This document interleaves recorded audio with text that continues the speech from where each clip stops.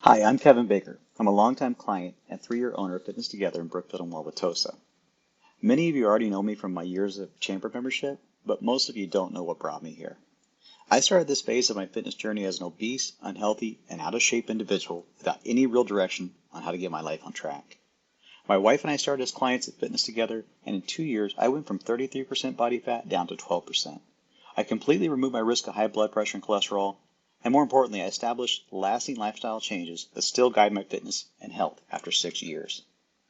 Now, even though our studio is focused on providing best-in-class one-on-one personal training, we actually work with clients to improve their health in 3 primary areas: resistance and functional training, which is working out, cardio coaching, and nutrition. Today, I'm going to share a couple of nutrition tips everyone can use to help improve their fitness. First of all, I want to be clear. We don't recommend fad diets. Now, we work with many clients that choose to follow a specific diet and can definitely support and provide guidance with many of the popular ones, but overall, the traditional diet almost always fails, and here's why. Most diets are like ripping off a Band-Aid or going cold turkey. Instead of this all-or-nothing approach, we like to work with clients in the same way we handle their physical training. Gradual, working towards improvements, and focusing on a goal, not drastic changes. We find that clients are far more receptive and much more likely to create lifestyle changes that last instead of just losing a few pounds. Now that that's behind us, here's tip number 1, substitutions. Substitutions can yield huge dividends in nutrition plans. In its basic form, when I talk about substitutions, I'm referring to a like-purpose food or ingredient for another one.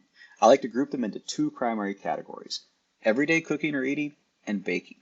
In everyday cooking and eating, there's 4 simple substitutions I want you to think about today. 1, substitute butter for margarine. 2, use olive oil instead of canola oil or vegetable oil, or in extreme cases, lard or ghee. 3, use whole grains or sprouted grains, especially instead of white bread or semolina pasta. And 4, substitute your eggs for cereal. I understand that last one's a baby step for a lot of people. Eggs are a tough one to get into the breakfast diet. On the baking side, honey is one of the best kept secrets in the pantry. You can use honey as a substitute for almost any sweet ingredient within your recipes. Primarily, I've seen it used instead of sugar, brown sugar, or molasses.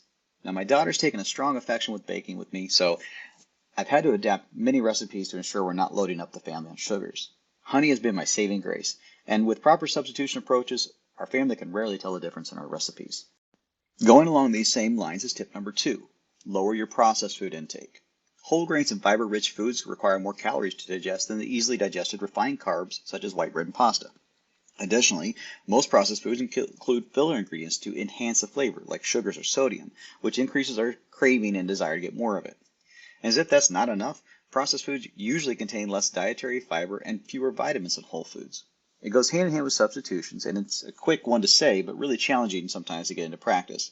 Like everything else here, though, I would recommend to choose 1 or 2 different foods to start moving out of your pantry and replacing with a whole food, and you'll quickly see how easy it is to go down a whole foods path. Let's move on to tip number 3, shopping for success and planning your snack attacks. Quite simply, most grocery store layouts are fairly standard. You have processed food in aisles in the middle of the store, and then your produce like fruits and vegetables, your meats, your dairy, and even grains around the outer perimeter. So for the times you need to delve into that middle section of processed foods, you should have a meal plan or at least make a list of the ingredients that you need before you go. Whatever your tactic, don't get caught window shopping and end up with a cart full of processed foods. For your snacking, start substituting your sugary sweets for nuts. I had to go through a trail mix adaptation that was mixed nuts, raisins, and a few chocolate chips when I was transitioning off of the good stuff, so I get that this might take a while to move off the sweets. Along these same lines, prepping snacks ahead of time can be a real game changer. Instead of chips and salsa, try some cucumber slices and hummus, or take some time on the weekend to prep some fresh fruit and veggies so they're as convenient as that bag of chips or candy next time you have your cravings. I only have time for one more quick tip, so here's the last one. Track it and share it. There are many meal trackers out there that you can use either as an app, which my favorite is MyFitnessPal, or even in paper form to make sure that you're aware of what you're eating and to help you keep accountable to a healthier nutrition goal. Now, one-up this by sharing your food journal with someone you trust to help you keep accountable and on track with your goal. It doesn't take much to track your meals and snacks, but a lot of times just seeing it and sharing it can be the biggest influence you need to improve on your nutrition choices. Again, my name is Kevin Baker, and I'm the owner of Fitness Together, one-on-one personal training and nutritional guidance.